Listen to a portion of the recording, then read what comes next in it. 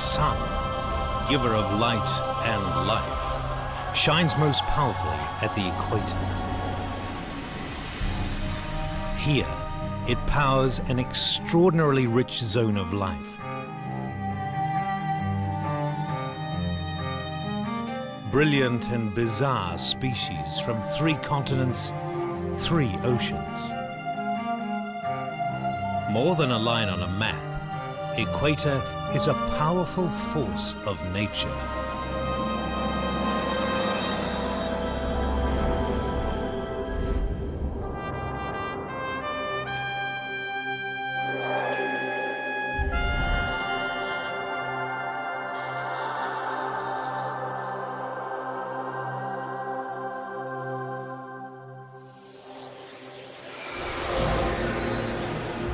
Around the equator, dawn arrives with staggering speed.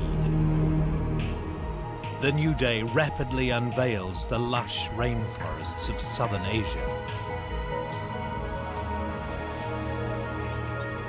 Sunlight sweeps the treetops at nearly 500 meters per second.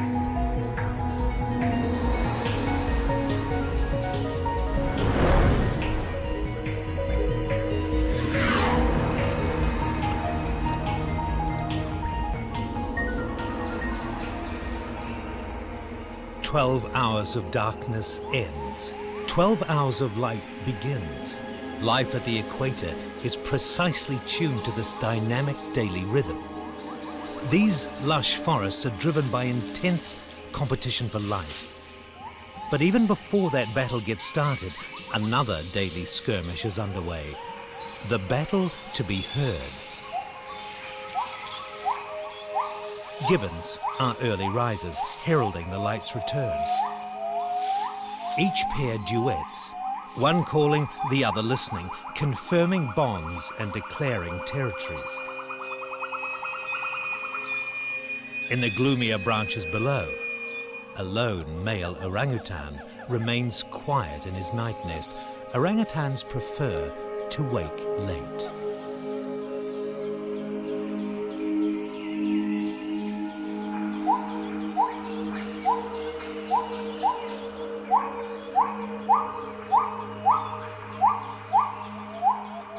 In the calm dawn air, Asia's many types of gibbon all warn off their neighbours with vigorous operatic displays.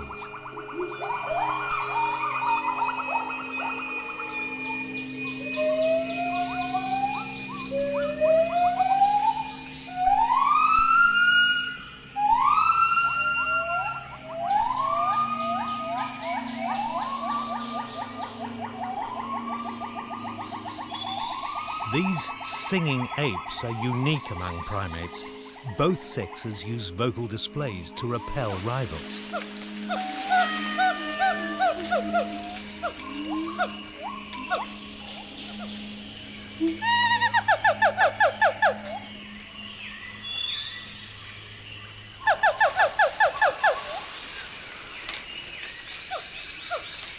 As the day brightens, an array of voices struggles to be heard. The hornbill is less operatic but has plenty of volume. The hollow casque above the bill amplifies calls that can be heard over a huge area.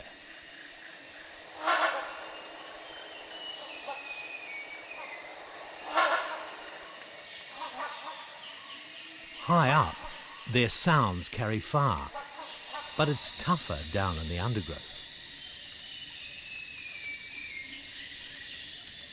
For small birds, a high-pitched call repeated often is most effective.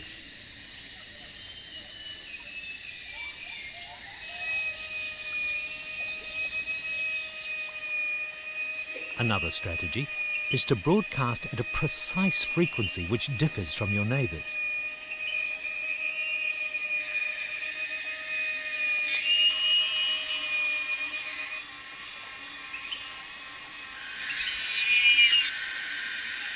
This is how cicadas can attract a mate above all the din.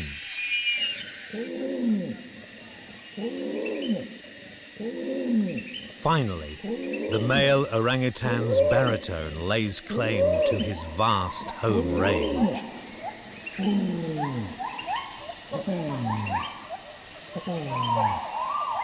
This is the most complex dawn chorus on the planet. In southern Asia, you can hear the rich diversity of life at the equator.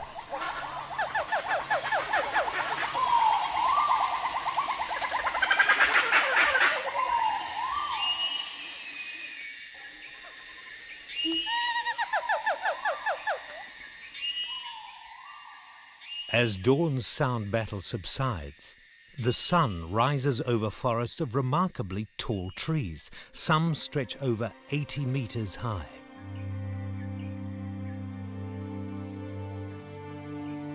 Southern Asia's forests are dominated by ancient trees known as dipterocarps.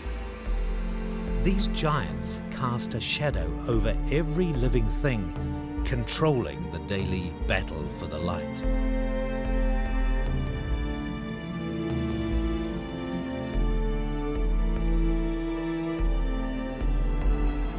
But these trees are selfish giants.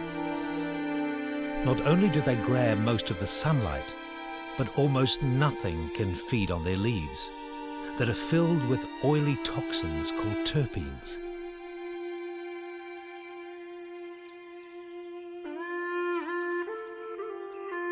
The dipterocarp's massive cylindrical trunks have few side branches until they open out into mighty crowns.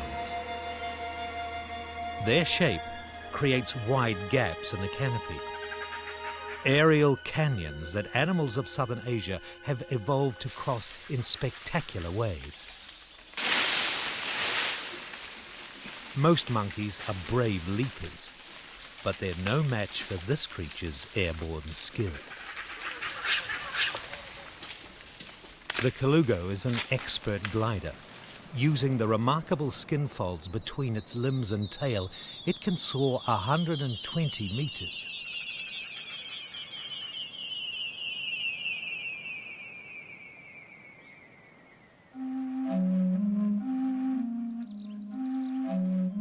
Little is known about the life of this secretive nocturnal mammal, except that its astonishing gliding skill has developed for life in very tall, branchless trees.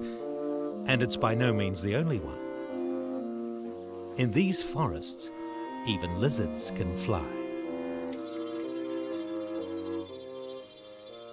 Draco lizards are miniature gliders with their own elastic skin membranes to carry them across the forest chasms and to avoid predators on the ground.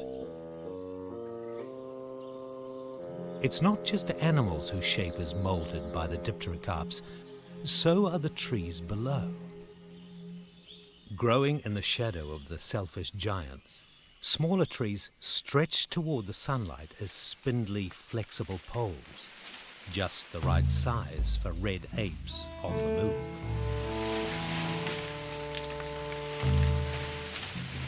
Using their weight and immense strength to flex the saplings, orangutans can swing and pole vault across the gaps with ease.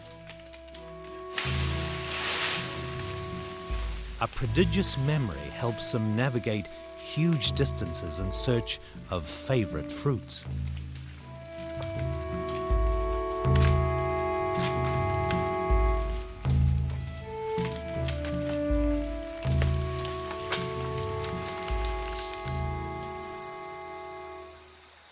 As the morning advances, the little spider hunter flies its circuit of ginger flowers, probing for nectar and pollinating as it goes.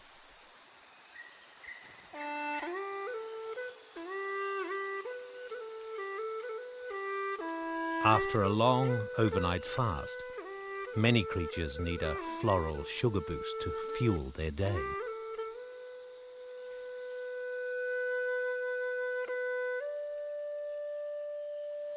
Throughout equatorial Asia, a fig tree in fruit is a magnet attracting morning diners from far and wide.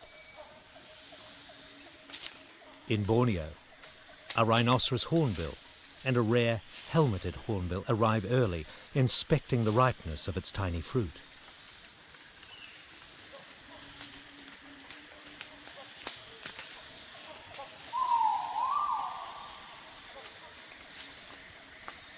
The hornbill's long, dexterous beaks are perfectly designed for picking figs, but they must hurry. They won't have the tree to themselves for very long.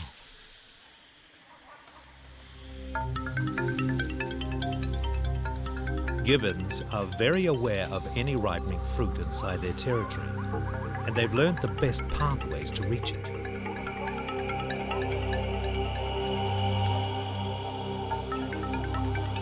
They use a neighbouring dipterocarp as their ladder and prepare for a hair-raising aerial assault.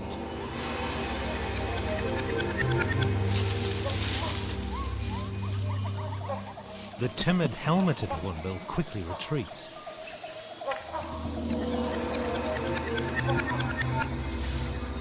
The rhinoceros hornbill moves to the outer branches and plucks a few last morsels.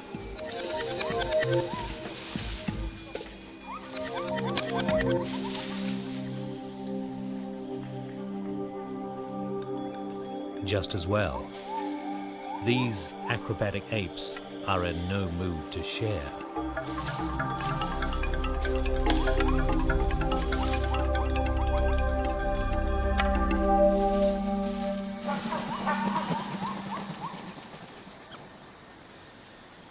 The tropical fig harvest is a vital oasis within the desert of dipterocarp trees.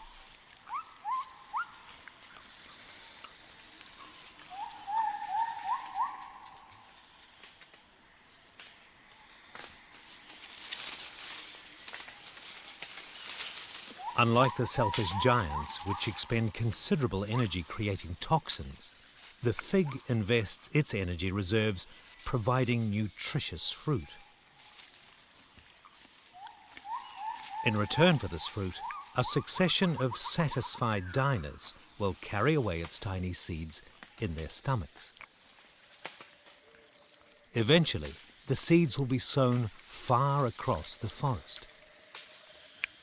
But before they can keep their side of the bargain, the gibbons face more life-threatening leaps back into their ladder tree.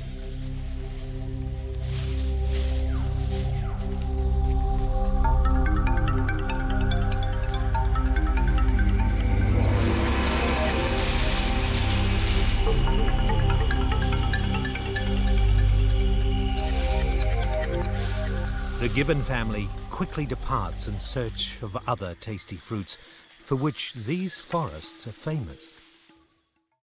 I think that's an interesting thing. This one piece will make 52 layers. Watch on mobile devices or the big screen. All for free. No subscription required.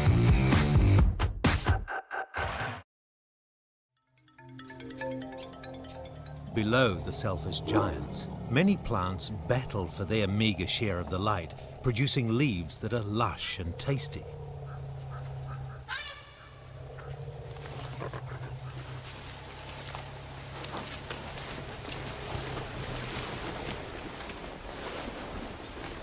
Asian elephants have a passion for palms.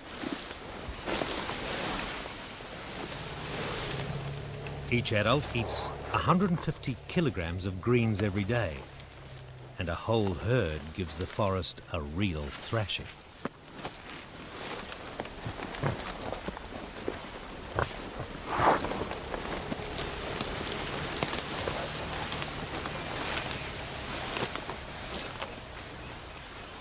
As they move and feed, they tear open new clearings, allowing the light to reach down to the forest floor, triggering regrowth. The sun helps the forest to recover from a herd of hungry elephants.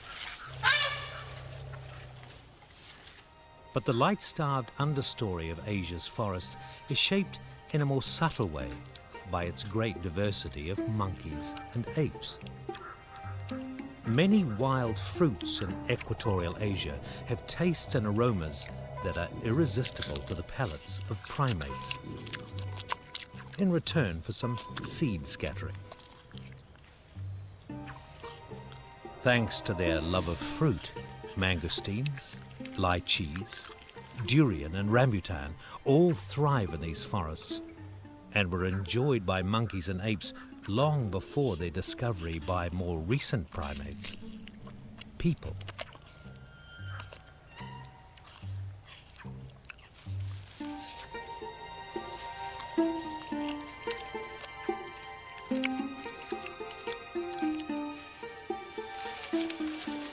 Primates are fussy eaters. And with such tropical abundance, they often discard more than they eat. But there's a cleanup expert close at hand. The bearded pig has a nose well attuned to the sun's fallen bounty. With such riches raining down, it's not surprising that bearded pigs are numerous and widespread.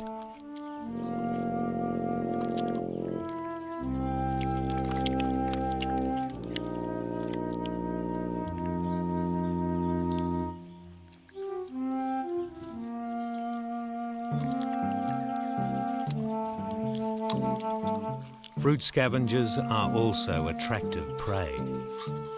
There are tigers in these forests. It pays to be watchful.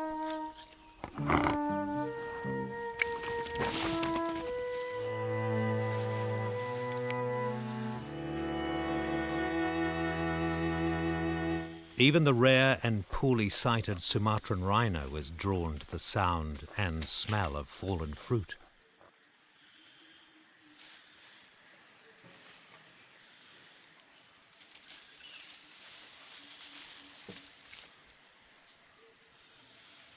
Be it hornbill above or rhinoceros below, all these large animals and birds show just how generous the lower forest plants are compared to the impenetrable selfish giants.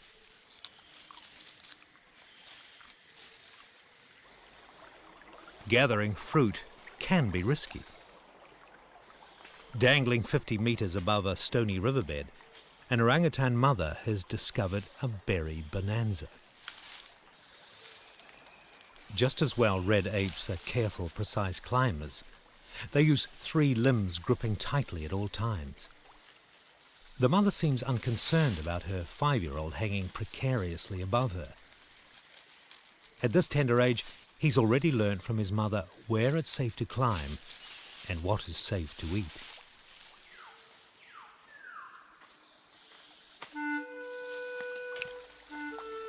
Far below, other eager mouths are waiting. Energy from the treetops is never wasted.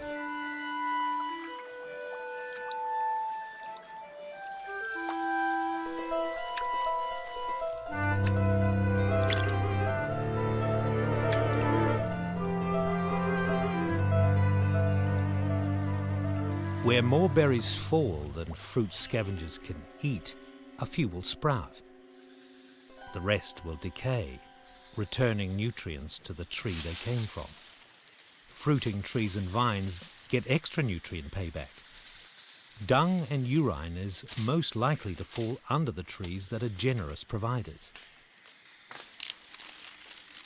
Here at the equator, the sun's heat drives decomposition 10 times faster than in cool climate forests.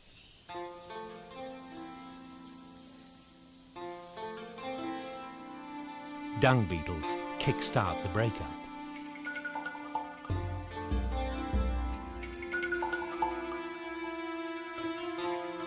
Within a few weeks, most nutrients will be recycled through the thin topsoil and back to the trees.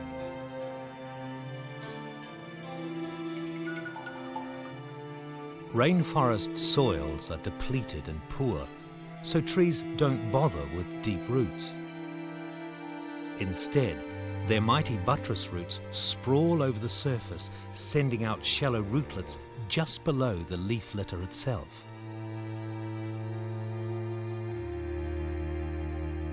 The greedy dipterocarp roots probe close to the surface and enlist the help of soil fungi to mine every last available mineral from the leaf litter.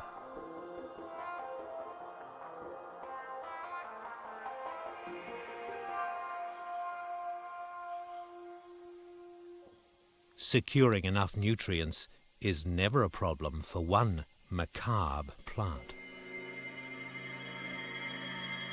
This is a Rafflesia flower. At 1 meter across, it's the largest single flower in the world. The blotchy petals resemble rotting flesh. It also generates a foul-smelling odor and radiates subtle heat. All designed to mimic a rotting corpse, so it's irresistible to the flies which pollinate it.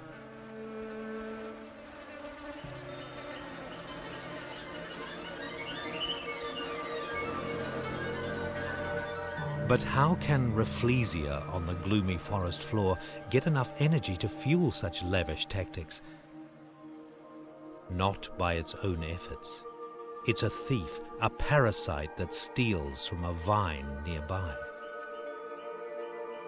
The giant flower has no leaves and no roots. Its parasitic threads penetrate deep inside the vine. The Rafflesia sucks all the nutrition it needs from its host. The host vine grows high into the treetops, so the parasite is fed by the vine's leaves. Lowly Rafflesia down on the forest floor gains the full energy of the tropical sun. Giant dipterocarps are the gatekeepers of light. They take all the energy they need, but as the sun's rays penetrate the many layers of foliage, they are filtered, scattered, and reduced. Red and blue wavelengths are easily absorbed by most plants, whereas green light reflects off leafy surfaces. That's why leaves appear green. It's mostly green light that makes it to the forest floor.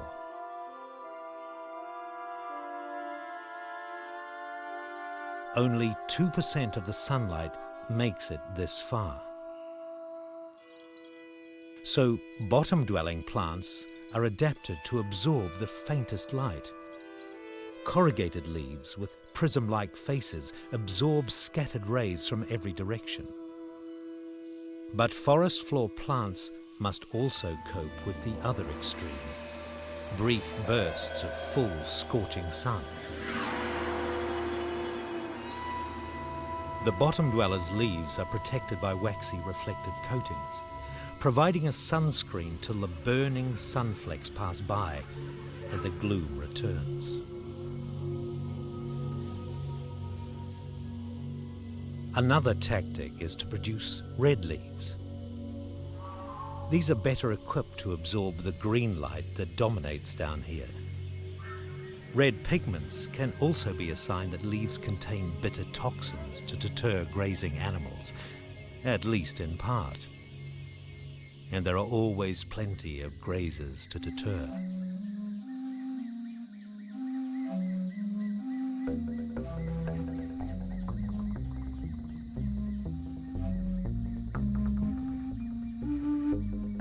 Plants without toxins can pay a heavy price.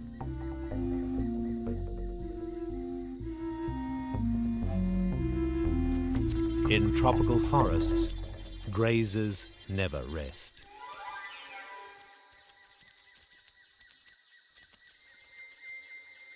Some caterpillars are immune to plant toxins and actually concentrate them in their bodies, so they too become toxic, causing their enemies to vomit or even giving them heart failure.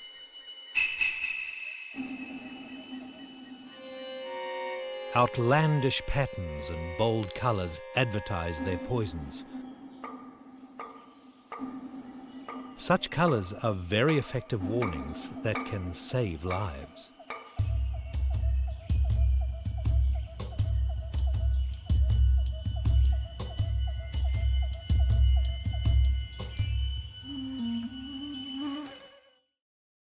Of all the forest floor dwellers battling to make the most of the sun's energy, the most tireless are ants. They overwhelm anything they can carry home.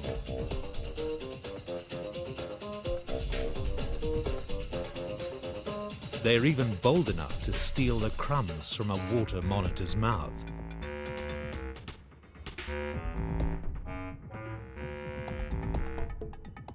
Until it can stand it no more. The ant world has its giants too. Like Polyrachus, more than 1 centimetre long. It's 100 times heavier than its neighbours.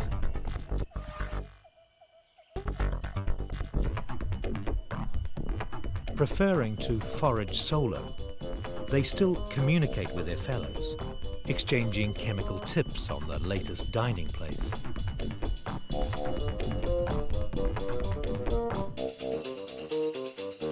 They use vines as their highways, foraging all the way from the floor to the mid-forest levels. Up here, midway between the gloomy damp floor and the full burning sun, living is pleasant. There's the ideal amount of daylight. Many plants here grow on top of others. They're not parasites. They perch on the branches of trees and include 1,000 varieties of beautiful orchids. Many orchids can only grow near the equator. Some are so sensitive, a tiny drop in temperature can kill them. But how have orchids succeeded in colonizing every corner of Asia's tropical forests? One answer is their root systems that cling tenaciously and can trap moisture from mist and showers.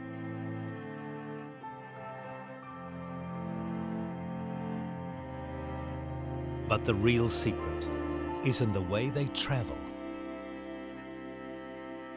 The blooms of this tiny orchid are barely 1 millimetre across, and its minute seed heads are about to burst.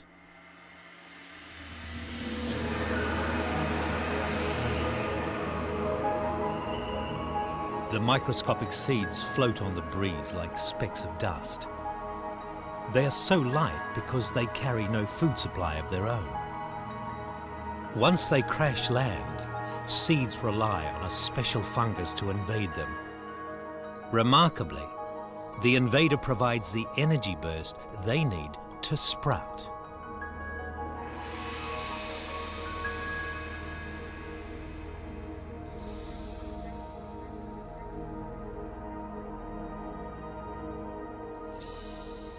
The orchid world is full of surprises. This gently waving petal is not what it seems. It's an orchid mantis, brilliantly camouflaged and swaying in time with the breeze as it sizes up a meal. The fluffy sapsucker has also perfected the white-on-white look. But those sticky threads would be unpleasant to eat. The mantis wisely lets it pass.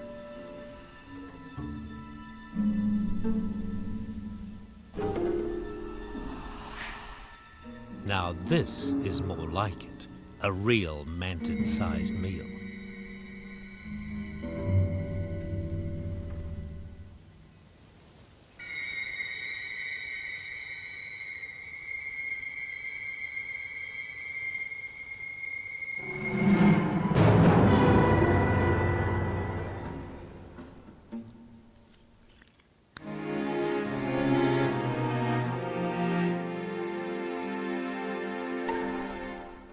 Praying mantids are voracious predators.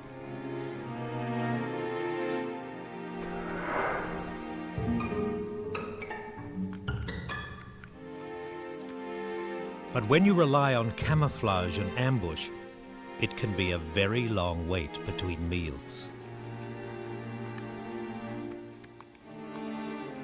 It's been 6 days since she last fed, Everything will be consumed except the scaly wings. The battles between predator and prey are never ending. But the daily battle for the light now takes a very different turn.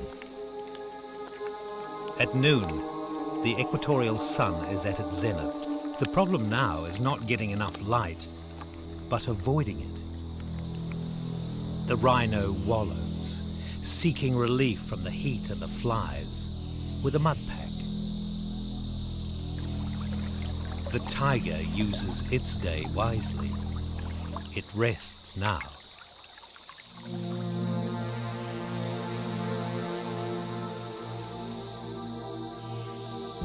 With predators off duty, sun-loving butterflies have the flowers to themselves.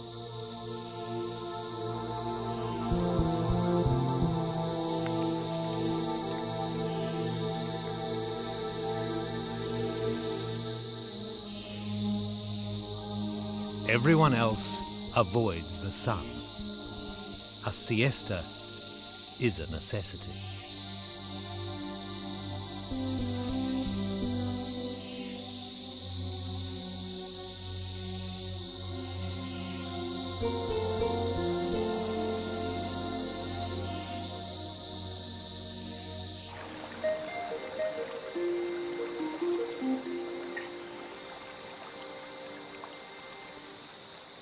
Not all Asia's primates are canopy dwellers. Crab-eating macaques spend much of their time along stream edges where there's plenty of shade to avoid the afternoon heat.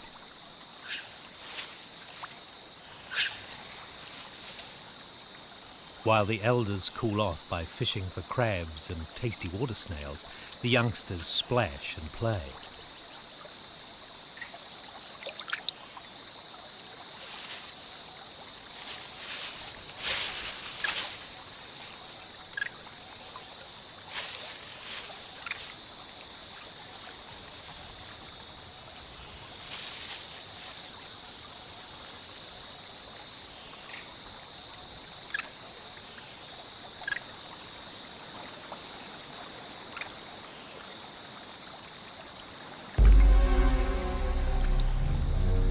Their antics have not gone unnoticed.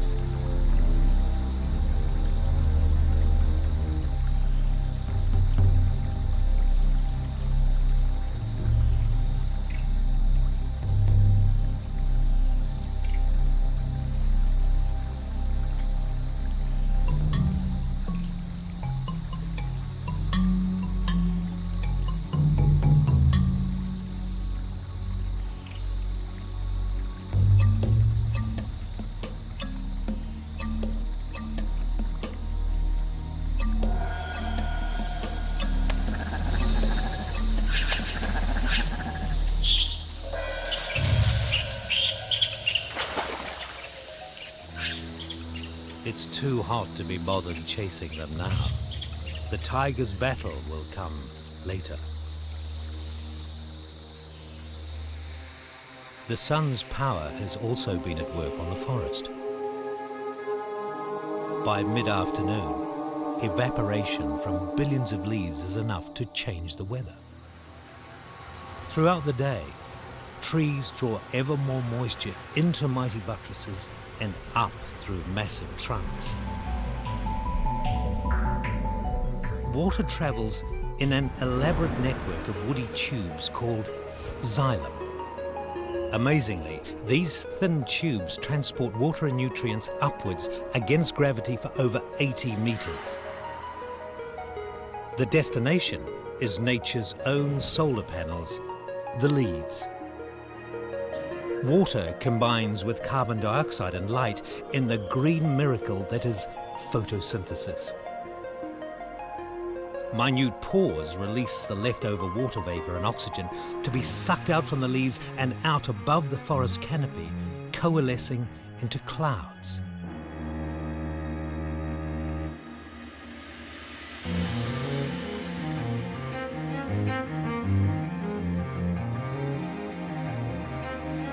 Tropical forests are rain-making machines.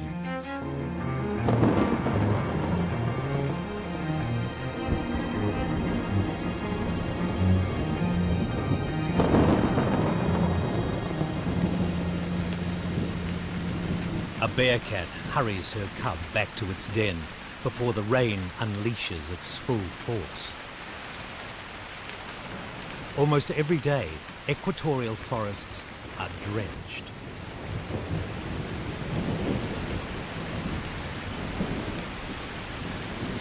Five meters of rain falls on Borneo and Sumatra each year.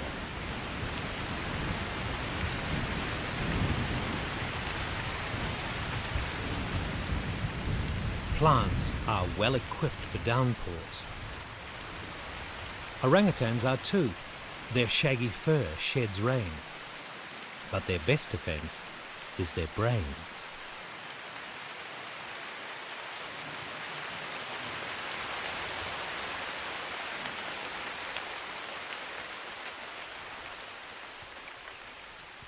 Regular afternoon rains top up the forest wallows.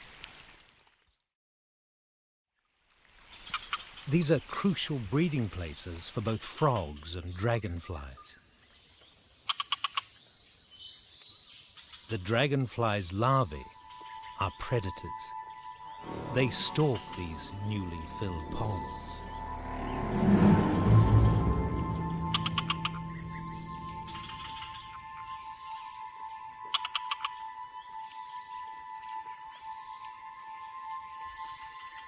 The strength of the afternoon downpour often topples old or weakened trees. When a giant falls, it opens up a light gap in the canopy. And now the battle for the light suddenly gets serious. Long, dormant seedlings quickly sprout, then jostle upwards toward the light. It's a mad scramble to get there first by whatever means.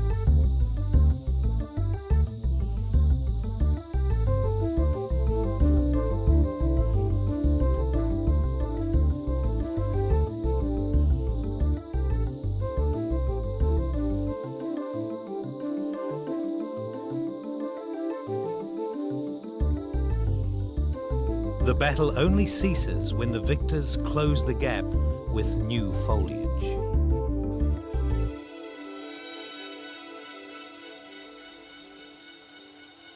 In the last hour of daylight, most animals' attention returns to food.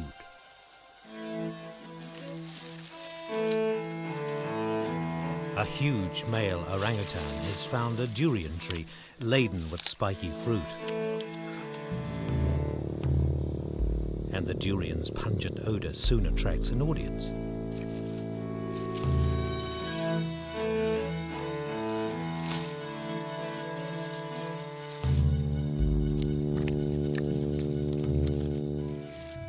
The largest ape in the forest has spent the last 3 days here, devouring all the durian he can possibly eat. His canines are powerful enough to crack the thick husk, and no part of the delicious creamy pulp is wasted. Durian fruit is designed to attract large mammals with keen noses. Such animals are big enough to swallow its seeds whole and to pass them undamaged with a fertilizer coating.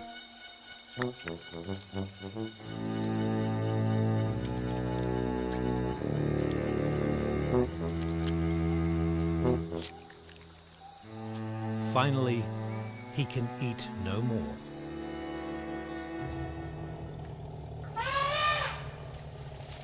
Asian elephants are the ultimate durian fanciers. They're drawn to this king of fruit from far and wide by the pungent odor that's almost palpable. But they're not the only ones lured here.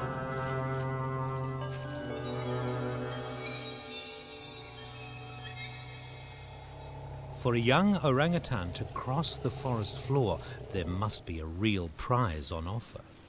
Only a fruit with a flavor to die for is worth such a risk.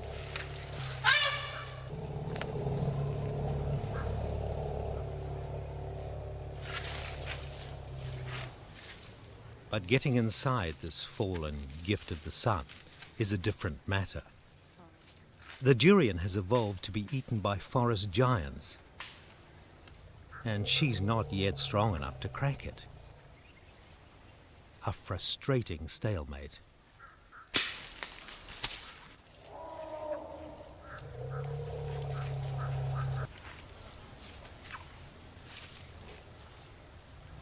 Fallen durian are soon located by the biggest nose in Asia.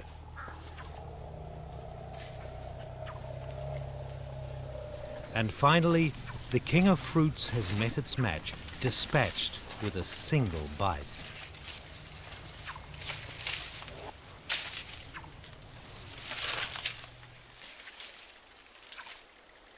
Asian elephants also have an ancient relationship with jackfruit. These enormous fruits sprout directly from the trunk, exactly at elephant height. A 10-kilogram fruit is a jumbo-sized mouthful, even for an elephant.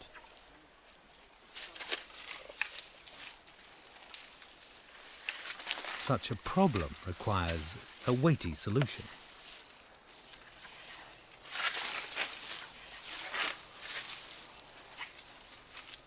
Sweet-scented jackfruit contains slippery seeds, easily swallowed, and which will be passed a day later far away in the forest. So, the most powerful animal in southern Asia becomes the willing servant of the fragrant fruiting trees.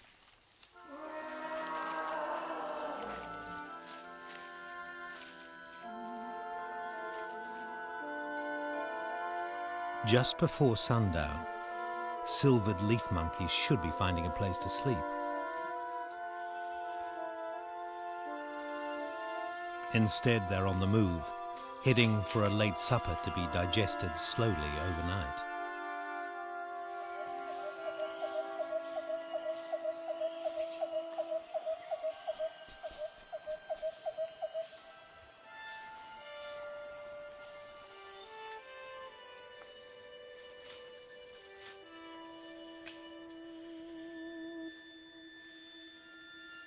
It's a nervous time, but the troop leaves a sentry on lookout.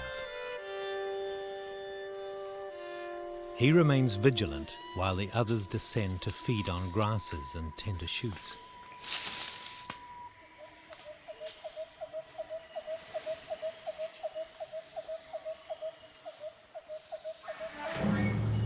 The Sumatran tiger has been waiting for the dusk. This is its favorite time to hunt, when mouse deer emerge from the thickets.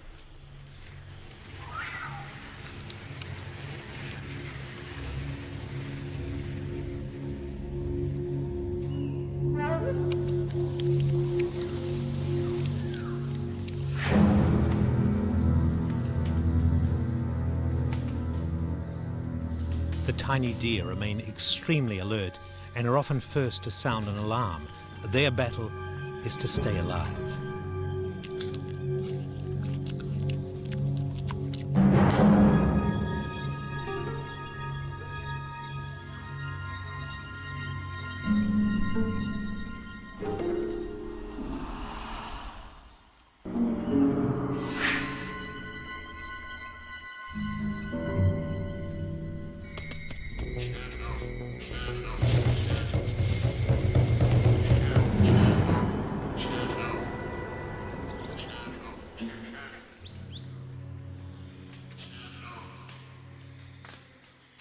Tonight, it's a leaf monkey that's lost the twilight battle, paying the price for relaxing vigilance. Day's end approaches as rapidly as it began. As soft shadows rise up through the forest, the battle for the light ceases, at least for today. The moment before sunset is when giant cicadas call and red flying squirrels appear. The squirrels cautiously emerge from their tree holes before launching out between massive dipterocarp pillars.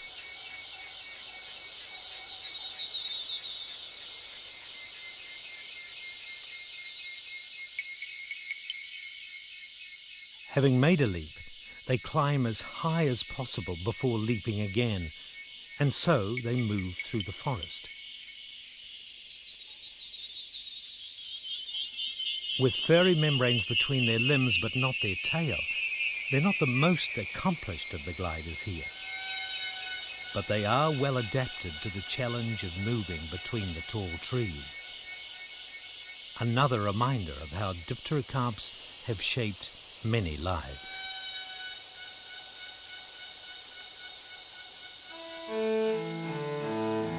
The bloated male orangutan is ready for sleep, adjusting his nest to support his massive bulk.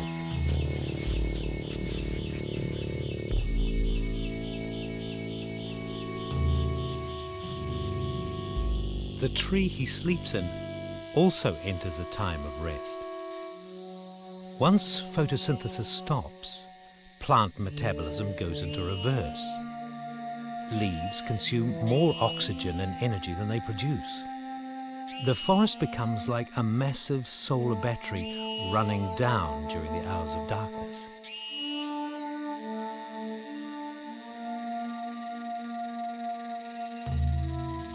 The battle for daylight may be over, but battles between predator and prey only intensify.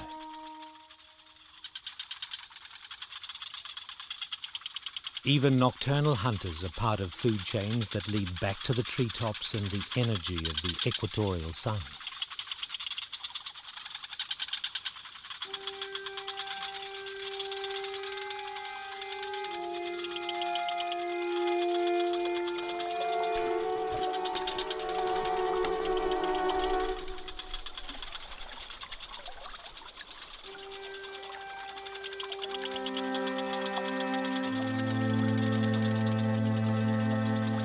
The Asian fishing cat's night is off to a poor start.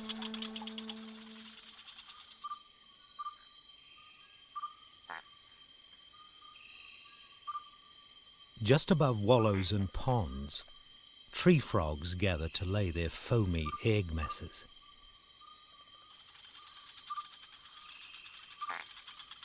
Once the eggs hatch, tadpoles wriggle out and drop into the pond below.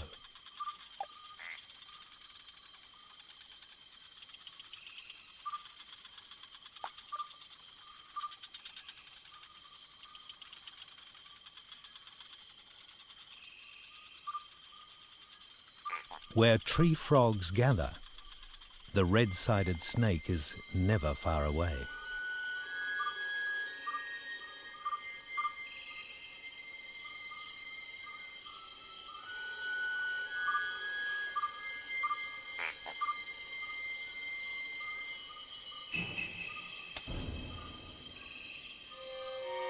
But this snake ignores the file-eared frog. It prefers a much easier meal of frog spawn.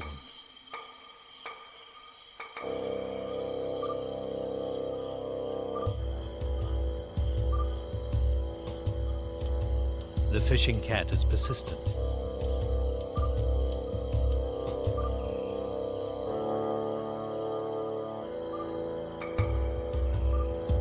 It stalks a fish still plump with fallen berries.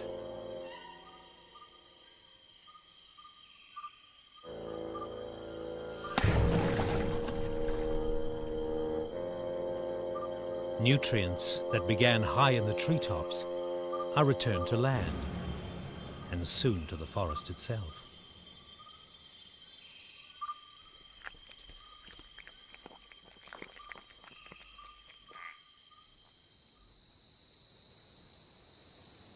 In the hours before dawn, the shy colugo is finally full of energy.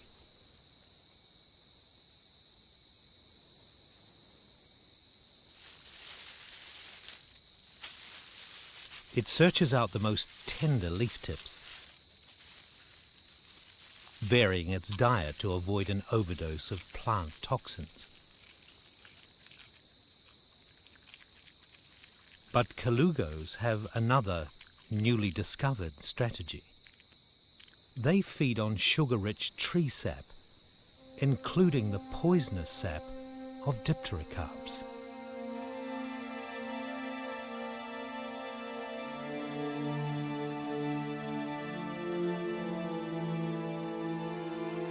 This mysterious mammal appears to have conquered the dipterocarp's chemical defenses, as well as the chasms between their giant trunks.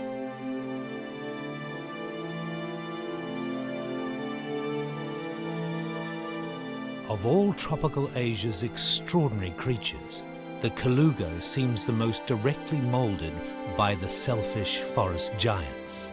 It's perhaps their finest creation.